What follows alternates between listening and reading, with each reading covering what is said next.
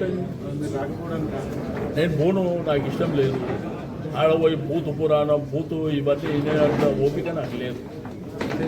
నేనేమంటే ప్రభుత్వం అన్నప్పుడు ఒక రాష్ట్ర ముఖ్యమంత్రి అయినా మంత్రులైనా ప్రభుత్వ కార్యక్రమాలు పోయినప్పుడు ఆ ప్రభుత్వ కార్యక్రమం గురించి మాట్లాడాలి. అది అఫీషియల్ మీటింగ్, అఫీషియల్ ప్రోగ్రామ్. రాజకీయాలు అక్కడ మాట్లాడదు. ఈయన ఏడువైనా అదే భూతు పురాణం తప్ప వేరేదేం లేదు. అరే ఆడ మొన్న హాస్పిటల్ పోయి మాట్లాడవలసిన అవసరం ఉందా? నేనేమంటున్నా, ఒకవేళ కేసీఆర్ గారి ఆధ్వర్యంలో ఆ రోజే దానికి ఫౌండేషన్ వేసి ఆ బిల్డింగ్లు ఈ గవర్నమెంట్ రాకముందే ఆ స్థాయికి రాకపోతే నువ్వు దేనికంటే దానికి సిద్ధం. ప్రజలు సాక్ష్యం, మీడియా సాక్ష్యం, స్థానికంగా నివాసం ఉన్న వాళ్ళు సాక్ష్యం, ఆ ఏరియాలో తిరిగే వాళ్ళు సాక్ష్యం. అంతేగాని నేను కట్టించినట్టు ఓకే, నీకు ప్రభుత్వం ముందు ఇనాగ్రేషన్ చేసుకో, మనకేం అభ్యంతరం లేదు. ఎందుకంటే ఎవరు ప్రభుత్వం ఉంటే వాళ్ళు చేసుకోవాలి, అది ప్రోటోకాల్. అంతేగాని నేనే కట్టినా, సెక్రటరేట్ నువ్వే కట్టిను, కమాండ్ కంట్రోల్ నువ్వే కట్టిను, జిల్లాకు ఒక కలెక్టరేట్ నువ్వే కట్టిను, జిల్లాకు ఒక మెడికల్ కాలేజ్ నువ్వే కట్టిను, అన్నీ నువ్వే చేసినావు. 10 ఏళ్ళనంటే ఇనాగ్రేషన్ మేమంటే ఎందుకు చేయలేదంటే రిబిన్ కటింగ్. 22 నాడు ముహూర్తం పెడితే బిల్డింగ్లు తయారైన తర్వాత కదా ఎవడో చేస్తాడు. ఇంత అమాయకంగా మాట్లాడితే ఏం మనం మాట్లాడగలుగుతాం? అంటే ఫౌండేషన్ రోజే రిబిన్ కట్ చేస్తాడు ఎవడ?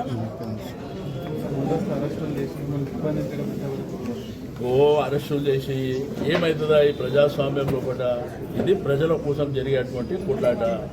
ప్రతిపక్ష పార్టీగా మా పాత్ర ఏంది? అధికార పక్షంగా వాళ్ళ పాత్ర వాళ్ళు చేసుకుంటారు.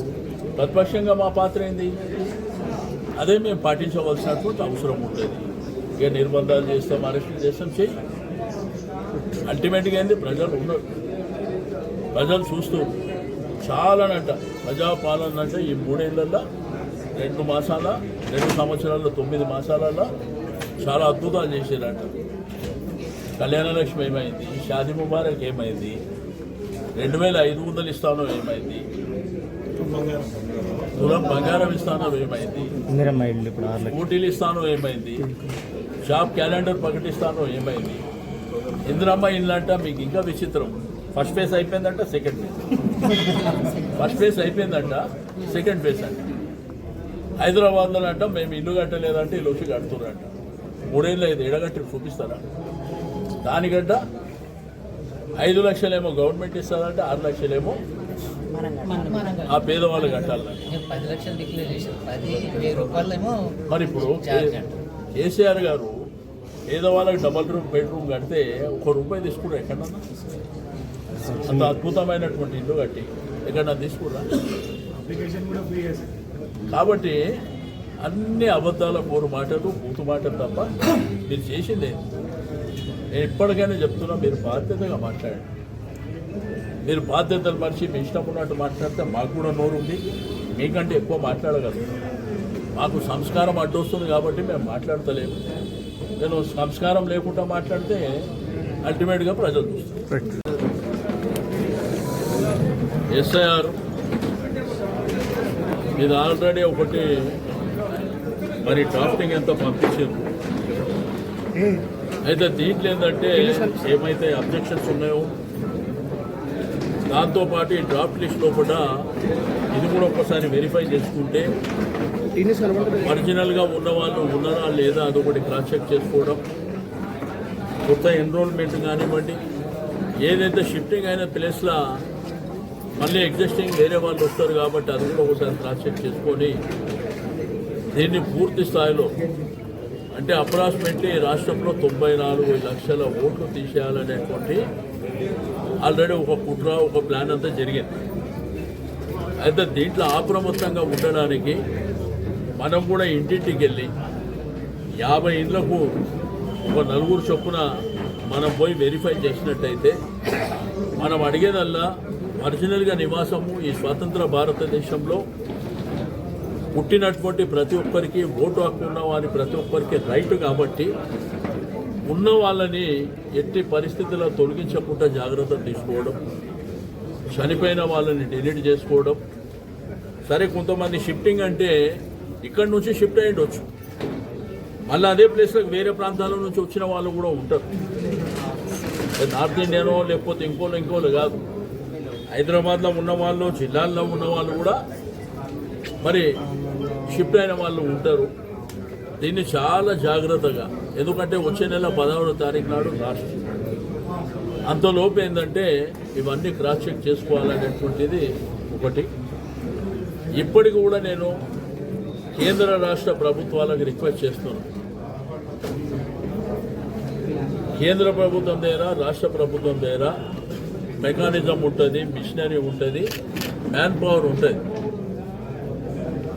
కరెంటు బిల్లు కట్టకపోతే ఇంటికి వచ్చి కరెంటు కట్ చేస్తున్నారు, వాటర్ బిల్లు కట్టకపోతే ఇంటికి వచ్చి వాటర్ కట్ చేస్తున్నారు. మరి అటువంటిది మీరు ఇంటింటికి మీ దగ్గర మ్యాన్ పవరు నెట్వర్క్ ఉన్నప్పుడు ఈ విషయంలో ఎందుకు జాగ్రత్తలు తీసుకుంటలేదు? ఇది కేంద్ర రాష్ట్ర ప్రభుత్వాలు, సరే ఎలక్షన్ కమిషన్ ఒక డైరెక్షన్ ఇస్తుంది. అల్టిమేట్గా మీరు వేరియస్ డిపార్ట్మెంట్స్లో ఉన్నటువంటి మ్యాన్ పవర్ ఉంటుంది, మీకు దాని మీద ఫోకస్ లేదు, ఫీల్డ్లో ఫోకస్ లేదు. ఈ ప్రభుత్వానికి అయితే కొట్లాడుకోనికనే టైం సరిపోదు. రెండోది, ఆ రోజు కేసీఆర్ గారు చేసినటువంటి కార్యక్రమాలు, ఆ రోజు ఆయన ఫౌండేషన్ వేసి ఒక మంచి కార్యక్రమాలు తీసుకొస్తే ఈరోజు రిబ్బన్ కటింగ్ ముఖ్యమంత్రి గారు, నువ్వు రిబ్బన్ కట్ చేసుకుంటే అభ్యంతరం లేదు, కానీ నేను నోటికి వచ్చినట్టు మాట్లాడే ఆ దురద ఏదైతే ఉన్నదో ఆ దురద తగ్గించుకో. ఎప్పుడైనా కానీ వేరే వాళ్ళని కించపరిచే విధంగా మాట్లాడితే ఎవడు ఊకోడు. ఇక్కడ మాకు కూడా వస్తుంది, నీకంటే అద్భుతంగా మాట్లాడగలరు. టీమ్స్ హాస్పిటల్ నువ్వు కట్టినావా? సనత్ నగర్ టీమ్స్ హాస్పిటల్ నువ్వు కట్టినావా? అల్వాల్ నువ్వు కట్టినావా? అంటే ప్రజలు అంత అమాయకంగా కలుపుకొని ఉన్నారండి. అమాయకంగా కాదు. ఆ రోజేంది 2021లో ప్రపంచవ్యాప్తంగా, దేశవ్యాప్తంగా, మన రాష్ట్రంలో కరోనా వైరస్ వచ్చినప్పుడు ఆ రోజు వెంటిలేటర్లు కానీ, ఆక్సిజన్ కానీ, మనకు కావాల్సినటువంటి హాస్పిటల్లో కావాల్సినటువంటి ఎక్విప్మెంట్స్ కానివ్వండి ప్రాపర్గా అందుబాటులో లేకపోతే అక్కడి నుంచి పుట్టిందే కేసీఆర్ గారి ఆలోచన విధానంతో. ఆ రోజు ఆయన హాస్పిటల్ కరోనాలో గాంధీకి విజిట్ చేసి, ఆ తర్వాత క్యాబినెట్లో ఒక చర్చ జరిగింది. రేపు భవిష్యత్తులో ఇంకో డిసీజ్ వస్తే మన ప్రజలు ఏమైపోవాలనేటువంటి ఆలోచనతో పుట్టిందే ఈ టీమ్స్ హాస్పిటల్. హైదరాబాద్ 4 వైపులా 4 హాస్పిటల్ ఉండాలనేటువంటి ఆలోచనతో ఆ రోజు ఆయన క్యాబినెట్లో ఓకే చేసిన తర్వాత దాని ఫౌండేషన్ వేస్తే ఎంత స్పీడ్గా కన్స్ట్రక్షన్ జరిగిందో మీ మీడియా సాక్షి, ప్రజలు సాక్షి. చార్మినార్ నేను కట్టినా, గోల్కొండ నేను కట్టినా, మా తాత కట్టినని మేము చెప్పలేము. మీలాగా మంది పిల్లల్ని మా పిల్లలని చెప్పుకుంటలేము. అంతేగాని ఏడవాడతాడ పిట్ట కథలు. ఆ హాస్పిటల్ వెనుక మెంటల్ హాస్పిటల్ ఉంటుంది కాబట్టి ఆడపోయి అడుగుతూ ఎవరు గుర్తుపట్టలేదు. సనత్ నగర్ ఎమ్మెల్యే బాగా మదం పడితే సనత్ నగర్ ఎమ్మెల్యే అని మాట్లాడుతుంది. ఓ సీనియారిటీ, ఒక వ్యక్తికి గౌరవం ఇచ్చే మర్యాద కూడా లేకపోతే ఇదే మాంకాళి జాతరకి ఇక్కడికి వస్తే మీ కళ్ళ ముంగట్నే రాష్ట్రానికి ఒక ముఖ్యమంత్రి అని గౌరవంగా రిసీవ్ చేసుకున్నాను. నేను నీళ్ళగా కాదు కదా, 6 సార్లు ఎమ్మెల్యే గెలిచినాడు. రెండోది, హాస్పిటల్లో ప్రాపర్ రిక్రూట్మెంట్ లేదు. నిన్న ధర్నా చేస్తారు, వాళ్ళకి జీతాలు ఇవ్వలేదని. ఎక్విప్మెంట్ కూడా లేదు. మీరు హరీబరీగా చేయవలసిన అవసరం కూడా లేకుండా చేసి అక్కడ హాస్పిటల్ ఇనాగ్రేషన్ అయినాక మీటింగ్లు ఎవరు ఉంటారండి? డాక్టర్లు ఉంటారు. డాక్టర్ల ముంగట నీ బూతు పరాన మాట్లాడాలా? ఇక్కడ ఒక స్కూల్ ఇనాగ్రేషన్లో ఎవరు ఉంటారు? స్కూల్ పిల్లలు ఉంటారు. ఆడ నీ బూతు పురాణం. మొన్న జ్యోతిరావు పులే, సావిత్రిబాయి పులే స్టాచ్యూల ఇనాగ్రేషన్, ఆ పీసీ రెసిడెన్షియల్ పిల్లల ముంగట పిలిచి ఆడ బూతు పురాణాలు. నేనేమంటున్నా, ఇది నీకు మంచిది కాదు. బాధ్యతగా మాట్లాడు. ఈ రాష్ట్రానికి ముఖ్యమంత్రి. ఈ 22A అంటే ఏం జరుగుతుంది రాష్ట్రంలో? ముఖ్యమంత్రి గారికి ఏం తెలియదంట. క్యాబినెట్లో హరీబరీగా మాట్లాడినట్ట, మంత్రి గారు ఓసారి చెప్పినట్ట. అంటే మీ దోపిడీ వ్యవస్థ 7-8 నెలల నుంచి 22Aలో ఉన్నటువంటి వాళ్ళని ఆ ప్రియారిటీ లిస్టు తీసి వాళ్ళని పిలిపించి 30%, 40% బెదిరించి వసూలు చేస్తుంది. మీరు కాకపోతే ఇంకెవరు చేస్తుంది? ఇప్పుడు నంగనాచి కబుర్లు చెప్పనీకే మాకు తెలియదు, అది పొరపాటు జరిగింది, ఇట్లా జరుగుతుంది. తాతలు ముత్తాతల నుంచి తండ్రులు లేకపోతే కష్టపడి చెంపుకొని కొన్నటువంటి భూముల మీద మీ హక్కు ఏముంది? ఎవడిచ్చాడు మీకు హక్కు? ನೀವು ప్రభుత్వ భూములలో ప్రొవిజన్ పెట్టుకుంటే ఎవరికి అభ్యంతరం లేదు. అంతేగాని ప్రైవేట్ వ్యక్తులు ప్రైవేట్ ప్రాపర్టీలని మీ తాత జాగీర్లాగా మీరు బార్గెనింగ్ చేసి మీకు 30%, 40% డిమాండ్తో ఏమని చెప్పి బెదిరిస్తారా? ఏమనుకుంటారు మీరు? అది మాట్లాడితే శూద్ర పూజలు అంటే రాష్ట్ర ముఖ్యమంత్రి గారే మాట్లాడితే ఇంక అంతకంటే దిగజారుడు ఇంకేమన్నా ఉంటుందా?